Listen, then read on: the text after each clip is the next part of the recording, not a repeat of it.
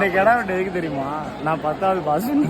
7 வருஷம் முன்னாடி பண்ண வேண்டுதலோட கெடா வெட்டுக்கு காலையிலேயே நண்பர்களோட கிளம்பி போயாச்சு. அங்க போனா சரியான கூட்டம். அங்க வந்திருந்த எல்லாருமே தான் வேண்டினது நடக்கணும்னு கல்லை வச்சு இப்படி வரிசையா கட்டியிருந்தாங்க. நாங்க நல்லா சுட சுட அப்பம் வாங்கி சாப்பிட்டுட்டு அடிக்கிற வெயிலுக்கு செருப்பு இல்லாம ஓட ஆரம்பிச்சிட்டோம். ஆடை கூட்டிட்டு நீராடுதலுக்கு கிளம்பியாச்சு. தண்ணி ஊத்துனே ஒருத்தன் தலையாட்டி பர்மிஷன் கொடுத்துட்டான். இன்னொருத்தன் தலையை ஆட்டினதானடா வெட்டுவீங்கன்னு சொல்லி ஆட்டவே இல்லை. அப்புறம் துண்ணூறு அடிச்சதுமே ஏமாந்து தலையாட்டிட்டான். பீஸ் போட்டாச்சு. சாப்பாடு ஒரு பக்கம் ரெடியாக ஆரம்பிச்சிருச்சு. 3வது ஒரு ஆடு வந்து என்னை வெட்டு வெட்டுன்னு சொல்லுச்சு. அதை பிடிச்ச ஜோசியம் பார்க்க வச்சிட்டோம்.